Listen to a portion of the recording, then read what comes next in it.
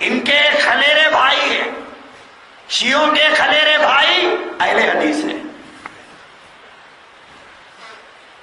یہ بدقماش بھی سیدنا عمر ابن الخطاب کو بدعتی کہتے ہیں۔ سیدنا عائشہ رضی اللہ تعالیٰ عنہا کے بارے میں ایک اہل حدیث نے، اہل خبیث نے یہ لکھا ہے کہ اگر بغیر توبہ کے مری تو کفر پر مری۔ جیسے شیعوں سے احتیاط برتتے ہیں، اگرچہ کہ یہ اسلام کے دائرے سے باہر تو نہیں ہے، لیکن دشمن صحابہ یہ بھی ہے، یہ بھی دشمن صحابہ ہے۔ سیدنا عمر کو بدعتی کہنے والا کوئی سچا مسلمان ہو سکتا ہے؟ سیدنا عثمان کو بدعتی کہنے والا کوئی سچا مسلمان ہو سکتا ہے؟ ارے تجھے کیا حق پہنچتا ہے اللہ نے جس کی تعریف کی ہو، نبی نے جس کے فضائل بیان کیے ہو، اور جس کے لیے جنت کا وعدہ کیا گیا ہو، دو کوڑی کا مسلمان تو سیدنا عمر کو آواز دیتا ہے؟ یہ حدیث کی چکر میں مت جائیے، یہ حدیث کی چکر الگ ہے، لیکن اصل بنیادیں کچھ اور ہیں۔ ان کی بات یہ کہتے ہیں ہماری بات مانیے، ہم سچے مسلمان ہیں۔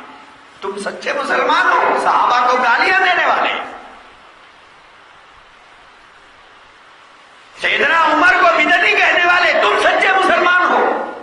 سیدنا عثمان کو بدعتی کہنے والے جس نے سارا مال اسلام پر اتنا لگایا اللہ کے نبی نے ایک موقع پر ان کی سخاوت کو دیکھ کر فرمایا آج کے بعد عثمان کو کوئی چیز نقصان نہیں پہنچا سکتی۔ جس کے بارے میں اللہ کے نبی یہ کہہ کے گئے ہو کہ جمعے کا 8 دن کا مسلمان 15 دن ہوا نماز پڑھنا شروع کر کے، 2 مہینے کی داڑھی رکھ کے، عمر 25 سال اور داڑھی کی عمر 2 مہینے، 30 سال کی عمر، 30 دن کا نمازی، یہ کہتا ہے عمر بدعتی ہے، عثمان بدعتی ہے۔ یہ شیعوں کے خلیرے بھائی ہیں، وہ بھی دشمن صحابہ ہیں، یہ گستاخ صحابہ ہیں۔ وہ دشمن صحابہ ہیں، یہ گستاخ صحابہ ہیں۔ سیدنا عمر کو بدعتی کہنے والا، سیدنا عثمان کو بدعتی کہنے والا، تو کیا، تیری حیثیت کیا، تیرا مقام کیا، حدیث تیرے زبان پر رہنے سے فائدہ کیا ہے؟ اور یہ گروہ اہل حدیثوں کا جو یہ کہتا ہے ہم صحابہ کے فیصلوں کو نہیں مانتے۔ صحابہ کون؟ سیدنا عمر کو کیا حق پہنچتا ہے؟ عثمان کون ہوتے ہیں؟ صحابہ کے فیصلوں کو ماننا کیا ضروری ہے؟ ہمارے کو خالی قرآن و سنت کافی ہے؟ میرے عزیز بھائیوں، جتنا ان سے بچنا ہے اتنا ان سے بچنا ہے، اور جو بھی غیر مقلدیت اہل حدیث بنے گا وہ گستاخ صحابہ بنے گا، وہ گستاخ صحابہ بنے گا، اور جو گستاخ صحابہ بنے گا اس کے لیے حضور کی یہ حدیث اس کے کانوں تک پہنچنا چاہیے۔ حضور نے فرمایا جو میرے صحابہ سے محبت کیا اس نے مجھ سے محبت کیا، جو میرے صحابہ سے دشمنی کیا اس نے میرے ساتھ دشمنی کی۔ اب یہ جمعے کے 8 دن کے اہل حدیث کو معلوم نہیں رہتا، بولے ایسا کیا گستاخی کرے، کچھ بھی نہیں کرے، پڑھے آپ اس جماعت کی بنیاد کیا ہے، کہاں سے اس کی داغ بیل پڑی تھی؟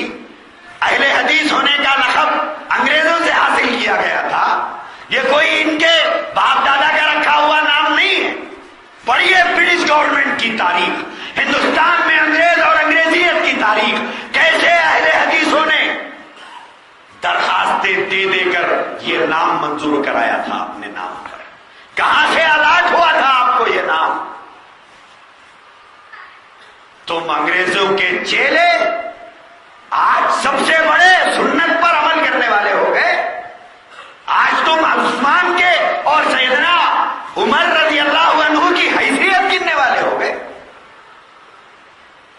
میرے عزیز بھائیوں، صحابہ کی جماعت پورے انبیاء کی جماعتوں میں، پورے انبیاء آدم سے لے کے عیسیٰ تک علیہم الصلوۃ والسلام، جتنے انبیاء گزرے ہیں ان تمام کے تمام پر ایمان لانے والے جو صحابہ تھے، کسی کو یہ فضیلت حاصل نہیں ہے سوائے محمد رسول اللہ کے صحابہ کو کہ پورے کے پورے صحابہ کے بارے میں اللہ نے جو کہا ہے میں ان سے راضی ہو گیا، وہ مجھ سے راضی ہے۔ پچھلے نبیوں کی کسی امت کے بارے میں اللہ نے ایسا وعدہ نہیں کیا۔ یہ فضیلت صرف صحابہ کو حاصل ہے، اور صحابہ محمد رسول اللہ کے صحابہ۔ اگر کوئی اللہ کی تعریف سے مطمئن نہ ہو، رسول کی گواہی سے مطمئن نہ ہو، قرآن کی شہادت سے مطمئن نہ ہو، وہ کیا اس کی حیثیت کیا؟ پتی کا شوربہ، تمہاری حیثیت کیا؟ تم آج صحابہ کو بدعتی کہتے ہو، زمین پہ رہ کے چاند پہ تھوکنے جاتے ہو، کہاں گرے گا؟ چاند تو گندا نہیں ہوگا، تیرا منہ گندا ہوگا، تیرا چہرہ گندا ہوگا۔ میرے بھائیوں، جو صحابہ کی شان میں گستاخی کرے، اور سیدنا عمر و عثمان و علی اور عشرے مبشرہ اور کل صحابہ میں سے کسی ایک صحابی کے پاک دامنی پر کوئی چھینٹا اڑانے کی کوشش کرے تو وہ اس لائق نہیں ہے کہ اس کو مسلمان سمجھا جائے۔ جو اللہ کی شہادت اور گواہی پر اطمینان نہ رکھے، اس کی حیثیت کیا، اس کا مقام کیا؟ لہذا ہمیں اللہ کے نبی کے صحابہ سے والہانہ محبت رکھنا چاہیے، والہانہ محبت رکھنا چاہیے۔ کیوں؟ یہ انہیں کی جوتیوں کا صدقہ ہے آج ہم اللہ کا نام لے رہے ہیں، یہ انہیں کی محنتوں کا نتیجہ ہے۔ ان کی محنتوں سے ہم مسلمان ہو گئے، ہماری غفلتوں سے آج لوگ کافر ہو جا رہے ہیں۔ ہماری غفلت لوگوں کو کفر میں پہنچا رہی ہے۔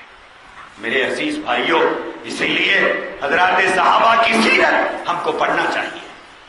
حضرت مولانا یوسف صاحب رحمۃ اللہ علیہ کی حیات الصحابہ کے نام سے 3 جلدوں میں پوری انہوں نے صحابہ کی جو کچھ حیات کے کارنامے ہیں اس کو انہوں نے جمع کیا ہے حیات الصحابہ کے نام سے۔ اس کو ہم پڑھنا چاہیے کہ صحابہ نے کیسی بے مثال قربانیاں دی۔ انہی کی قربانیوں کا نتیجہ ہے کہ آج ہم مسجدوں میں بیٹھ کر اللہ کا نام لے رہے ہیں۔ اللہ سے دعا کیجئے خداوند قدوس ہم سب کو کے دلوں میں عظمت صحابہ بٹھائے، صحابہ سے والہانہ محبت رکھنے کی توفیق عطا فرمائے، اور اس گنہگار زبان کو صحابہ کی شان میں گستاخی کرنے سے محفوظ رکھے۔ وآخر دعوانا الحمدللہ رب العالمین۔ 9246161186 9391313066 شکریہ۔